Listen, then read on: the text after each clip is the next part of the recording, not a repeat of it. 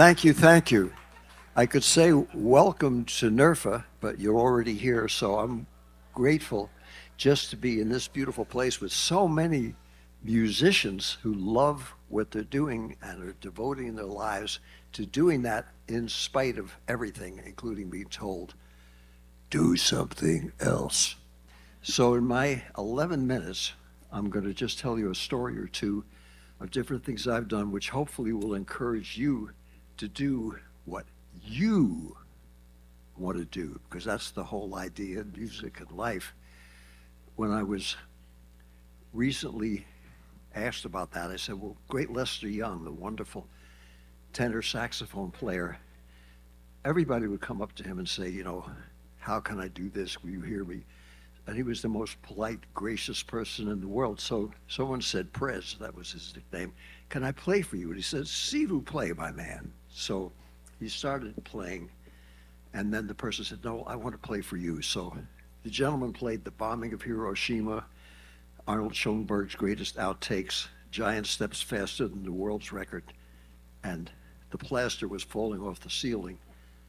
And he said, how did I do, Prez? And he said, that was most impressive. Now I'd like to hear your story. And that's kind of the whole deal of what we're all in, to learn during our lifetime how to tell our story to other people. So when people now question, say, well, man, you're going to be 92 years old this November 17th. How come you still come? Oh, thank you. People say, how can you still come to all these events where people use capos and where they haven't, and where they haven't studied Palestrina or the latest stuff? I said, man, when I go to the events and when I hang out with anybody and everybody who plays any kind of instruments, like those magnificent people that just played before us, I always learn something. And as a lifetime member of the University of Hangoutology, which I wish all of you to enroll in, it's free and it goes on for life, it's just extraordinary what we can learn from every single person who crosses our path. Every single person who has an instrument, everyone who wants to play an instrument or speak a language or knows how to cook, where you don't need a can opener to be allowed to smile or say hello, what you can learn from them, that when you're in the University of Hangoutology, everybody can give you a lesson. So I'm not slumming.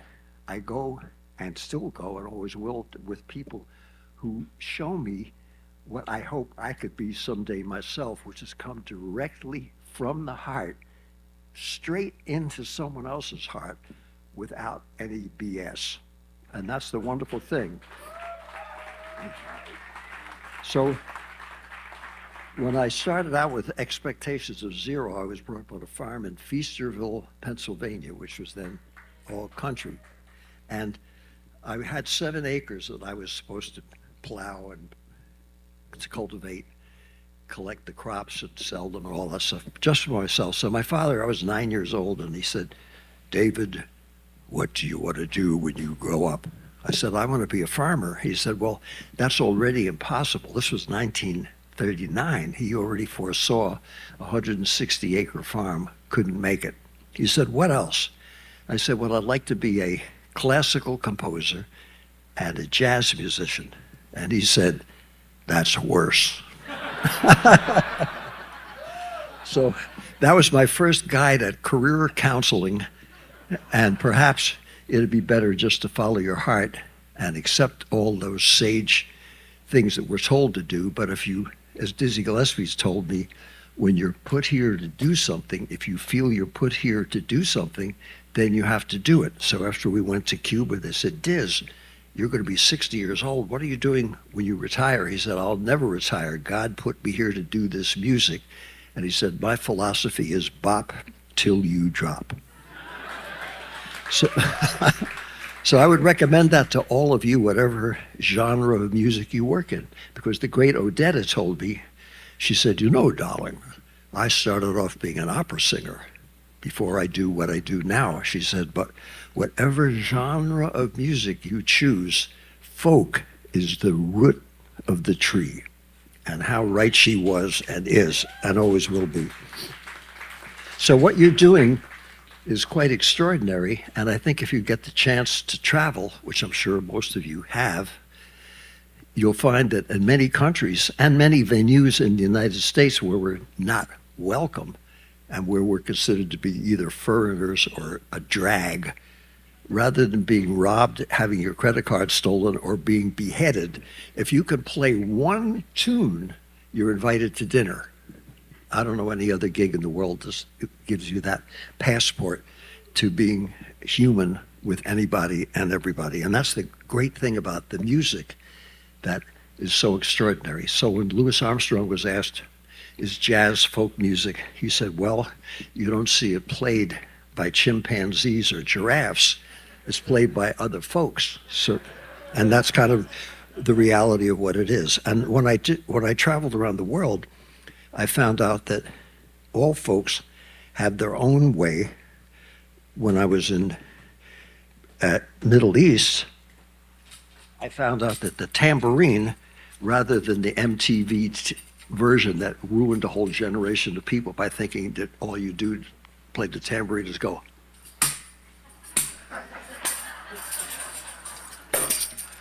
But they had a different thing where the band leader put the tambourine on their shoulder, and instead of doing all that,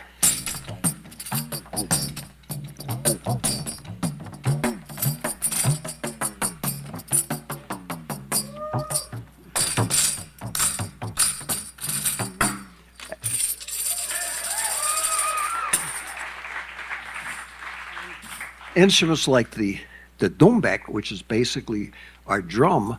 When I was in Egypt, people would play, oh, sorry.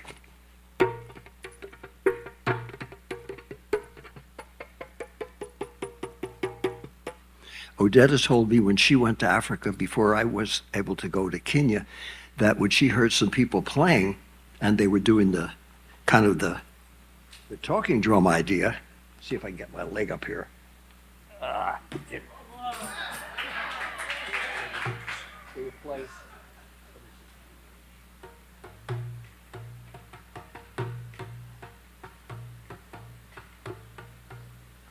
And when they heard the boom, boom, boom, everybody started laughing.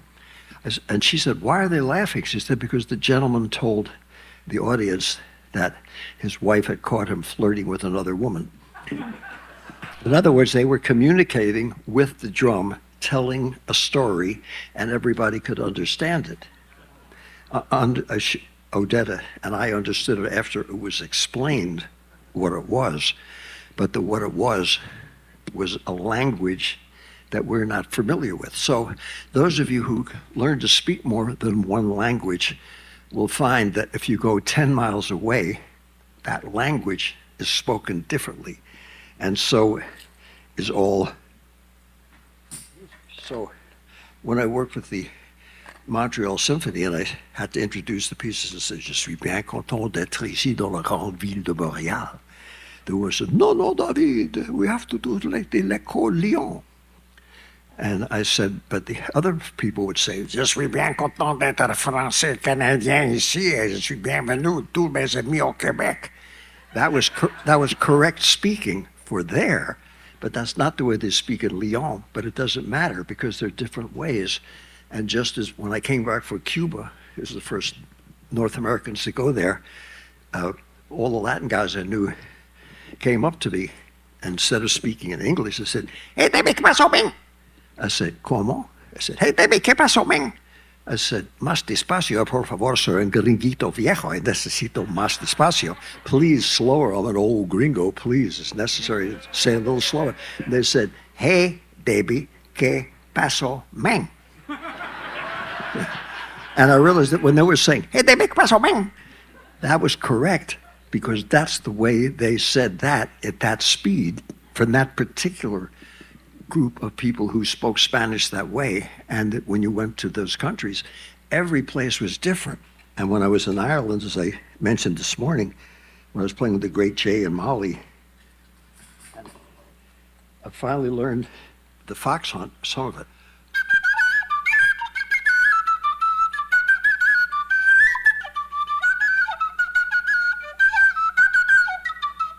That I was told the la la la la la, la, la, la, la. That the ornaments that you put in can change, and that mostly if 70% of the people play it in a certain way altogether, that's the correct way to do it for that place. But there is no one rule, as there aren't in languages. You just learn the different languages, and then you learn the subtleties of each language, and it's the same thing with music. So it's all music, and it's all speaking, and music is a series of many languages explaining the same thing. I wanted to say that to you so that when people complain if you play the guitar or you play an instrument that they don't think is authentic, that perhaps they're not familiar with the many languages of music. And the fact that anybody playing a guitar and writing a song can do something so extraordinary, it's beyond comprehension as to why that's so beautiful. But it is important, and it is meaningful.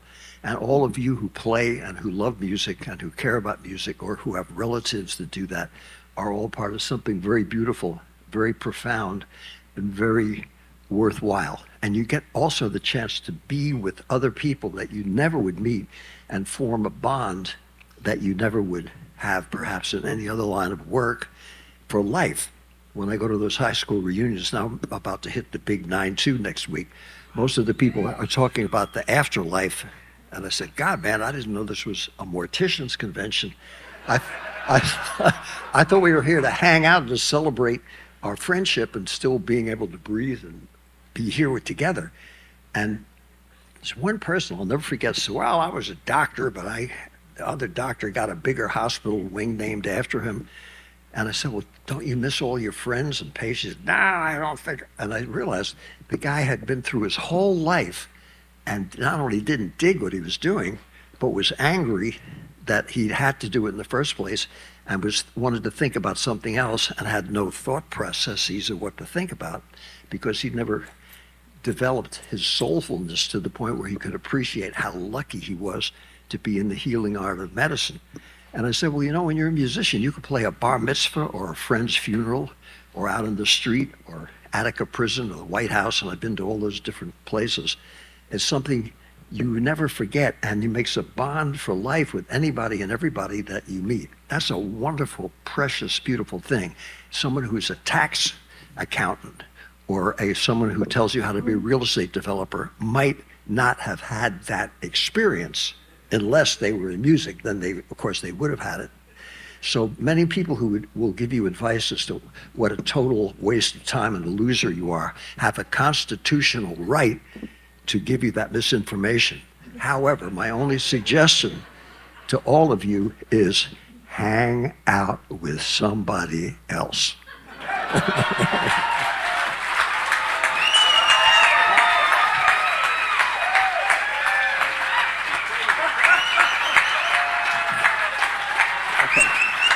I just want to say, thank you. Just in respect to you and this wonderful NERFA and all of you being here and all these great people, I'll see you, whenever I can stumble or fumble or get invited to sit in or listen, whatever. And in the meantime, I'm ending on time as I promised, because time is a precious thing, and being on time is a good thing to try to be when possible.